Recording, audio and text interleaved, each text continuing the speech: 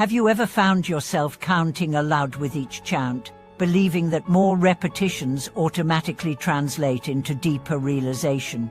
Have you ever paused to consider whether the quality of your intention matters far more than sheer quantity? Welcome back to the channel, dear friends.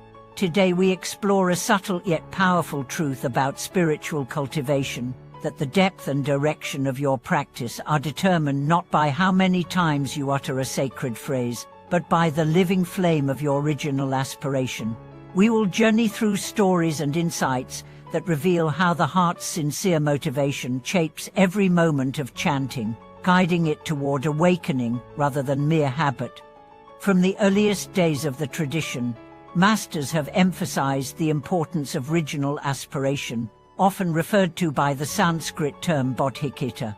This aspiration arises when a practitioner first encounters the path with a genuine wish to awaken for the benefit of all beings. It is that spark of universal care, that intention to transform one's own limitations into sources of wisdom and compassion, which imbues every effort with profound power. Without this flame, chanting can become mechanical, an exercise in vocal endurance rather than a doorway to the heart. Imagine two practitioners seated side by side. One quietly chants a mantra hundreds of times, eyes unfocused, mind drifting to daily tasks and personal concerns. The other speaks the same number, but with full awareness, remembering each time why they began, perhaps moved by the suffering they have witnessed, or by the image of a loved one struggling. Though their chant counts are identical, the field of energy they generate differs like night and day. The second practitioner's words become vehicles of care, each syllable charged with warmth and clarity. A story frequently told in the lineages illustrates this contrast. A monastic novice once challenged a venerable teacher, asking how to achieve rapid progress through recitation. The teacher invited him to sit before a blindfolded guest and chant non-stop for hours. When the guest later described hearing only a monotonous drone, the teacher then had the novice chant fewer times but with full presence, visualizing each word as a gift of light to all beings. This time, the guest described feeling embraced by waves of warmth and compassion. The lesson was clear.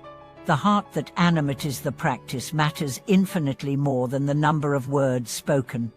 Yet original aspiration is not a fragile gift bestowed only at the start.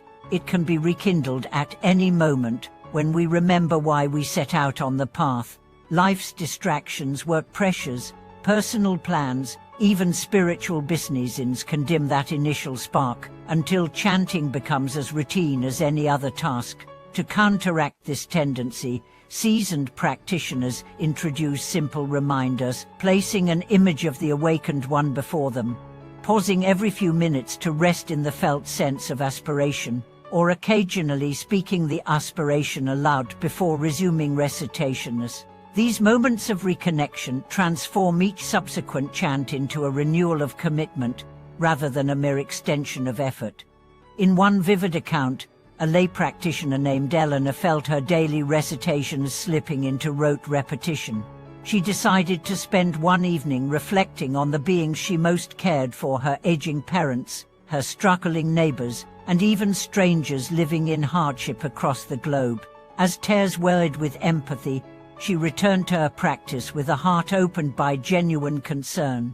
In the days that followed, she noticed subtle changes. Her mind calmed more quickly. Her compassion felt palpable, and unexpected opportunities to help others rose naturally. She understood that the potency of her practice lay not in the volume of her voice, but in the authenticity of her intention. Scientific research on intention and brain function supports these ancient insights. Studies have shown that when individuals meditate or perform chanting with a clear, compassionate intention, neural networks associated with empathy and emotional regulation strengthen markedly. Conversely, when the same practices are conducted as mindless routines, these neural benefits diminish substantially.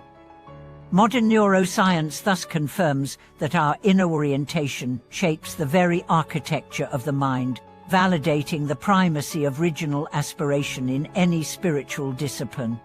As you continue your own journey, remember that each moment of practice offers an opportunity to revive your deepest wish for awakening, whether that wish arises in the quiet stillness of early morning or in the midst of life's busiest hours.